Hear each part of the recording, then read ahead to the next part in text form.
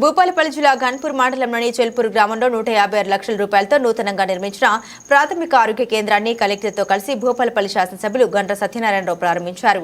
ఈ కార్యక్రమంలో ఎమ్మెల్యే మాట్లాడుతూ రాష్ట్ర ప్రభుత్వం విద్య వైద్యానికి పెద్దపీట వేస్తుందని తెలిపారు. ఈ ఆసుపత్రిని ప్రజలు సద్వినియోగం చేసుకోవాలని కోరారు. రాబోయే రోజుల్లో ఈ ఆసుపత్రిని అన్ని విధాలుగా అభివృద్ధి చేస్తామని హామీ ఇచ్చారు. ఈ కార్యక్రమంలో వీరితో పాటుగా సంబంధిత అధికారులు, కాంగ్రెస్ పార్టీ నాయకులు, కార్యకర్తలు మరియు ప్రజలు పాల్గొన్నారు.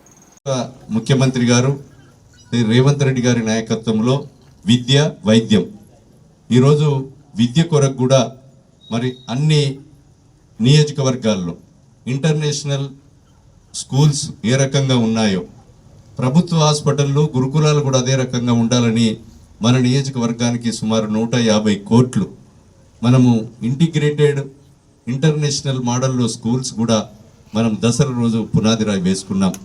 అదే రకంగా ఈరోజు హాస్పిటల్కి కూడా మనము ఈరోజు ప్రైవేటు పిఎస్సీలు హై స్కూల్స్కి కూడా అన్ని రకాలుగా నిధులు ఇవ్వడం జరుగుతున్నది. ఈరోజు ఎక్కడ కూడా విద్య వైద్యం కొరకు మనం ఈరోజు ప్రభుత్వ హాస్పిటల్కు 203 పోస్టులను తీసుకొచ్చాం.